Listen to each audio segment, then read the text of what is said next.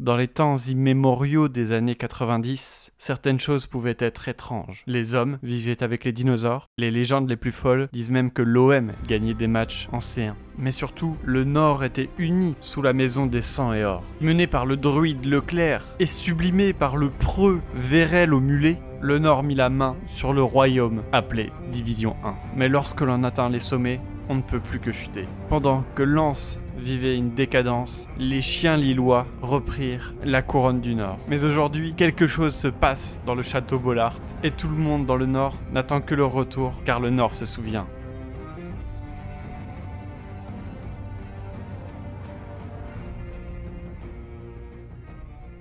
Donc déjà, où en était Lens avant qu'ils se fassent attaquer par des pangolins? Eh bien, ils étaient solidement installés dans le haut du classement avec une 5e place à égalité de points avec le 4e. Donc sur le papier, c'est intéressant, mais on remarque que la différence de but est à l'équilibre et c'est régulièrement un signe d'une équipe qui a eu un peu de réussite. Donc qu'en pensent les expected goals? Eh bien, on voit que c'est pas du tout le cas. En expected points, on remarque que Lens est même 3e. Le premier truc qui saute aux yeux, c'est que Lens a pris 2 fois plus de buts que ce qu'ils auraient dû. Alors comment on est passé de 5 buts à 10 buts? Eh bien, ça se fait en 2 temps. Les 5 buts potentiels avant-tir sont transformés en 8 buts potentiels après tir, en post-shot expected goals. Qu'est-ce que ça veut dire ça? Les adversaires de Lens ont fait des tirs au but de meilleure qualité que ce qui était prévu. Donc ça, c'est une forme de malchance. Mais ensuite, ces 8 buts-là potentiels se sont transformés en 10 buts parce que Jean-Louis Leca, ou Leca, enfin je sais pas dire à la Corse, a sous-performé. Il a pris des buts qu'il n'aurait pas dû prendre selon les statistiques. Il y a aussi une sous-performance face au but des Lensois, mais dans ce sens-là, ça leur a moins coûté car les plus gros ratés ont eu lieu dans des victoires quand même. Les 2 plus gros responsables de cette sous-performance face au but, ce sont Sotoka, qui globalement a mis 1 but alors qu'il devrait être à 2, et Banza, qui est à 0 but alors qu'il devrait être à 2. Donc on voit que cette belle place de Lens ne serait pas forcément due à de la réussite. D'ailleurs, le modèle du site 538 donne déjà 35% de chance à Lens de finir la saison dans le top 6, alors que cette probabilité avant les premiers matchs était en dessous de 10%, puisque les statistiques disent qu'il se passe quelque chose à Lens. On peut se demander sur le terrain, qu'est-ce qui est remarquable chez les Lensois? Le premier truc qui saute aux yeux, c'est leur organisation tactique en 3-4-1-2. Ce dispositif est similaire à ce que fait l'Atalanta, et contrairement à ce qu'on pourrait attendre, le jeu avec ballon est pas forcément extrêmement similaire. En revanche, défensivement, Lens partage des similarités avec l'Atalanta, en particulier leur organisation du pressing qui est très efficace. Vu que l'Atalanta vient de prendre 5-0 et que Lille en a passé 4 à la défense de Lens, le timing est pas idéal pour dire ça. Mais ce pressing porte ses fruits. Sur les 7 premières journées, Lens est l'équipe qui a réussi le plus d'interceptions en championnat. Et certaines de ces interceptions très hautes sur le terrain font aussi que Lens est la 2e meilleure équipe de Ligue 1 en termes de qualité des occasions procurées. Parce que chaque récupération haute est une opportunité d'attaque très dangereuse. Mais du coup, comment font-ils pour arriver à ça? Eh bien, leur pressing pour empêcher la construction adverse fonctionne très bien. Le principe de base est très classique, c'est empêcher l'entrée à l'intérieur. Les attaquants vont se placer pour couper les passes possibles à l'intérieur, ce qui a pour idée d'orienter les défenseurs centraux vers les latéraux. Et dès qu'une passe est envoyée vers le latéral, le piston se jette sur le latéral, le milieu coulisse, l'attaquant arrive aussi, et le défenseur central suit l'ailier adverse qui veut donner une opportunité de passe au latéral. Et du coup, le latéral adverse se retrouve dans une situation où il est coincé, car certes, des espaces existent sur le terrain, mais il nécessite une grande maîtrise technique pour contrecarrer le surnombre que Lens essaie d'amener sur le porteur du ballon. Dans les faits, ce pressing très pénible fait que les équipes vont soit avoir tendance à jouer plus long que ce qu'ils aimeraient, avec des dégagements du gardien pour l'attaquant, soit les défenseurs centraux vont être tentés par des passes plus compliquées à l'intérieur pour directement casser la ligne et éviter le piège qui arrive sur le côté. Mais ça nécessite une grande maîtrise technique. Et finalement, c'est même les passes dont Lens se régale. Sinon, niveau pressing à la perte, c'est moins automatique, mais c'est tout aussi bien réglé avec les bonnes compensations qui se font. Et ce qui est souvent très marquant, c'est que les défenseurs centraux suivent très loin les ailiers pour s'assurer qu'il n'y ait pas de possibilité facile pour l'adversaire de s'en sortir. Avec ballon, il y a moins de choses à signaler. La volonté de créer en construisant par l'arrière existe, mais si les adversaires décident de presser haut, on n'hésite pas à jouer long sur l'attaque en pivot qui va remettre sur le numéro 10 et créer une attaque à partir de là. Globalement, on passe pas forcément par le milieu pour reconstruire. Les 2 milieux relayeurs ont un rôle de rouage pour équilibrer toujours l'équipe dans leur placement sans ballon, mais ce sont pas les plaques tournantes de l'équipe. Et ça, c'est aussi quelque chose qu'on peut retrouver à l'Atalanta. Mais du coup, quelles sont les individualités qui brillent dans ce début de saison de Lens? Déjà, défensivement, celui qui impressionne et qui stabilise la ligne de 3, c'est Loïc Badé. C'est pas forcément le joueur qui était le plus attendu, mais le très jeune ancien milieu défensif s'est reconverti au poste de défenseur central, et pour le moment, il excelle au duel, comme il l'avait montré au Havre sur le peu de temps de jeu qu'il a eu la saison dernière. Avec le ballon, la consigne est très simple pour lui, c'est celui qui est dans l'axe en défense centrale, et son objectif, c'est d'écarter sur ses collègues défenseurs centraux aussi. Et celui à gauche, c'est justement celui qui va nous intéresser. Medina a brillé la saison dernière en Argentine, et si pour le moment dans les duels, c'est pas forcément évident que ça va être un défenseur central aussi dominant, dans la relance, il prend ses responsabilités et il a beaucoup de qualités. Parmi les trois de derrière, c'est clairement celui qui a ce plus à apporter. Et ses performances ne sont pas passées inaperçues, il vient d'avoir sa première cape avec l'équipe d'Argentine. Le piston droit, la saison dernière était Michelin, et il partait pour être titulaire, mais Klaus, qui est arrivé au mercato d'été, l'a remplacé lorsqu'il était blessé, et pour le moment, il a franchement brillé, et finalement, il va y avoir une lutte pour ce poste, parce que ça va être très difficile de le sortir. C'est un piston droit complet, qui connaît son poste, qui apporte offensivement, sans être complètement défaillant défensivement. Bref, ça ressemble à une bonne pioche, et je suis curieux de voir ce qu'il va donner sur le long terme en Ligue 1. Vu le montant du transfert, on s'attend à ce que Seko Fofana, lorsqu'il intégrera l'équipe, parce que pour le moment il a été gêné par les blessures, deviendra une des pièces maîtresses de l'équipe, mais celui qui a particulièrement brillé, c'est Gaël Kakuta. Il se régale dans le rôle qu'on lui a donné, il vient apporter le surnom à droite, à gauche, il part en dribble, il trouve les bonnes passes, et il transforme les pénaltys. Dans le système de pressing qui est mis en place, il est ultra impliqué, et avoir le leader technique de l'équipe, qui est aussi un modèle dans ce rôle-là d'activité défensive, c'est forcément un plus. Sotoka est une des autres bonnes surprises de ce début de saison. Dans les airs, il est impérial, et c'est très important parce que Lens n'hésite pas à dégager long sur lui, et donc c'est crucial qu'il arrive à recycler ça en des possessions propres, en remisant bien dans les pieds à Kakuta. Et ça, c'est vraiment un circuit qui fonctionne bien pour le RC Lens en ce début de saison. En plus de ça, c'est pas une caricature de pivot, il sait faire des choses balle au pied, on l'a déjà vu déborder, il sait trouver des passes. Malheureusement, face au but, comme je l'ai dit au début de la vidéo, il a été assez inefficace, mais justement, son complément en attaque, Ganago, s'occupe de ça. Ça a été vraiment le neuf finisseur qui se retrouve dans les bonnes situations et qui, en règle générale, les termine. Il a eu quelques gros ratés, mais dans l'ensemble, il a une efficacité correcte et un volume d'occasion obtenu très élevé. C'est étonnant vu ce qu'il faisait à Nice, mais c'est une bonne pioche finalement pour Lens. Donc, à la question, est-ce que Lens va finir européen cette saison? Je pencherais quand même pour le non, mais je crois qu'ils vont rester un certain temps dans la course, et ça m'étonnerait pas de les voir finir à la fin de la saison entre la 8e et la 10e place, ce qui est déjà très bien pour un promu. J'ai vraiment l'impression qu'ils ont bien travaillé cet été et que Francaise a su mettre en place un système intéressant en Ligue 1, ce qui arrive trop rarement dans notre championnat. Qu'est-ce que vous en pensez? N'hésitez pas à me le dire. J'en profite aussi pour vous dire que j'ai participé à l'émission Les 120, qui est organisée par Florent Tognuti, et dans ce podcast audio, l'objectif c'est de trier les 120 meilleurs joueurs de la décennie 2010 à 2019. C'était avec toute l'équipe de Vue du Banc, donc si vous voulez aller écouter leur avis sur Neymar, Griezmann, Matuidi, Pirlo, ce podcast est fait pour vous. Il me reste à vous dire à bientôt pour une prochaine vidéo.